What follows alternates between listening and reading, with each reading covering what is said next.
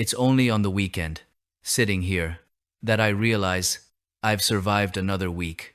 Sounds like a casualty report from a battlefield. Are you badly wounded? Badly. Chronic sleep deprivation, motivation shriveled up, zero faith left in my alarm clock. The alarm clock is innocent. The real criminal is the person who hits snooze 5 times. 5 times is just negotiation, not betrayal. Your brain every morning must be like Wi-Fi with one bar. Connected, but good luck loading anything. Exactly.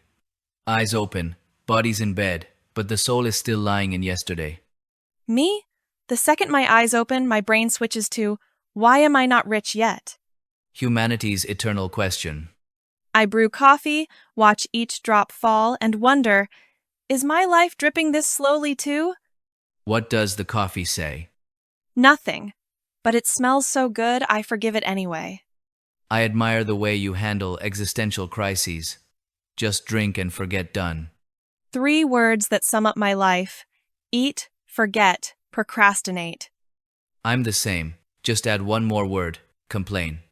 Complaining is legal stress relief. As long as you don't stand in front of a mirror complaining to yourself. I've tried that.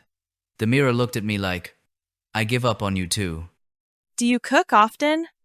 Oh yeah. I cook a ton of cooking plans. And in reality? Fried eggs. But fried with Michelin star chef energy. Do you wear an apron? No need. The eggs know I mean business. I cook based on mood. Happy equals big meal, sad equals just enough, lazy equals supporting the local economy delivery. You're a model citizen. How about cleaning? How do you do it? Principle. Looks clean. From a distance. And up close? That's the problem of whoever comes close, not mine. I have a drawer called miscellaneous. Everything important ends up in there. That drawer probably holds life and death power. Real power, but chaotic just like my thoughts at 2 a.m. 2 a.m. is when I swear to myself, tomorrow I'll live differently. And the next morning? Same life as yesterday, just with a little less hope. Sounds sad, but somehow so familiar. But sitting here with you, all those little things suddenly feel okay. Because it's the weekend. Weekends are officially allowed to be imperfect. And no need to pretend we're fine anymore. Just warm coffee and good conversation. My coffee's a bit bitter. Bitter wakes you up. Too sweet, and you start dreaming impossible dreams. Then let's sit a little longer. Let life catch its breath. Yeah, before Monday comes to collect its debt. Okay.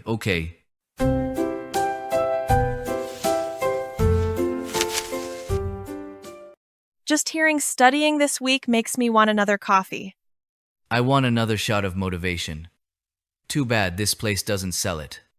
How was your studying last week? Studied very hard, right before the deadline. The adrenaline-fueled last-minute sprint, right? Exactly.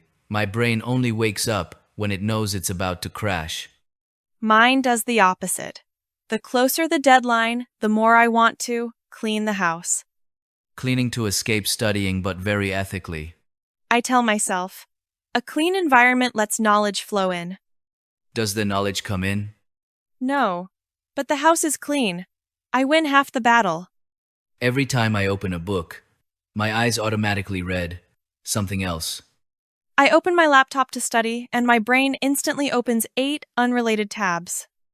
8? I've got 12. And none of them are helping with schoolwork. But every single tab has a very legitimate reason. Like, I'll study better after watching this. 3 hours later, I'm still researching the mating habits of penguins. At least I'm rich in general knowledge. The invigilator's gonna be shocked during the exam. I can't do this question, but I know penguins don't fly. Extra points for intellectual curiosity. Monday morning is the biggest shock. Falling straight from weekend paradise into reality. The alarm rings like it's pressing charges. I turn it off with the spirit of weak rebellion. While studying, I often wonder, Am I actually learning or just trying to survive? I ask the opposite. Do I exist to study or study to exist? Too philosophical. My brain requests a break. Some days I stare at a blank page and it stares back. Right. I'm waiting. And what do you do? Flip to a new page. My study group mostly studies gossip. Mine is very diligent at chatting. Result: zero knowledge gained, but morale through the roof. Only when we sit here on the weekend telling the stories do we realize it's actually pretty funny. Because we survived. And because there's someone who gets the feeling. Studying is exhausting. But that's exactly why weekends feel so precious. Just coffee, random talk, and a little self-mockery. If next week is rough again, Then we'll sit here again next weekend. studying is hard, but coffee is always available.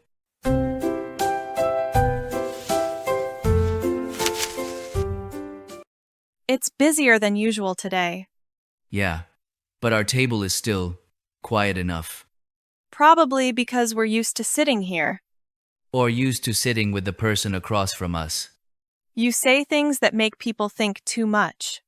I just say what I really feel. Dangerous. People might misunderstand. If they misunderstand and still smile, it's worth it. Have you noticed?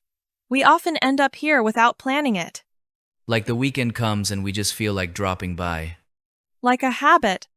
Or a habit looking for a reason to keep existing. You're so roundabout. Because some things lose their magic if you say them straight out. So you like keeping things ambiguous? I like things that don't need a name but can still be felt clearly. Sounds a lot like this cup of coffee. Exactly. Doesn't need to be sweet. But it wakes you up. Every time we talk, I forget what time it is. Same here. My phone's just sitting there. I don't even want to touch it. Normally you're glued to your phone.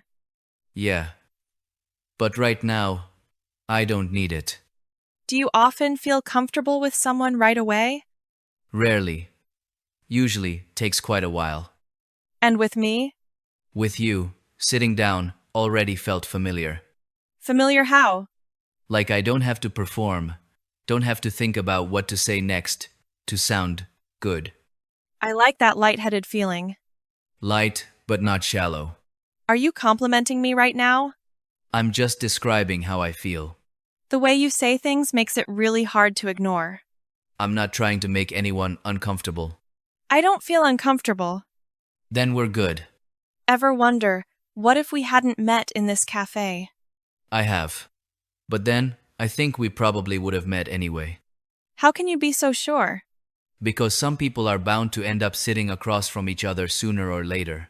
You believe in fate and destiny stuff? I believe in the feeling of not being forced.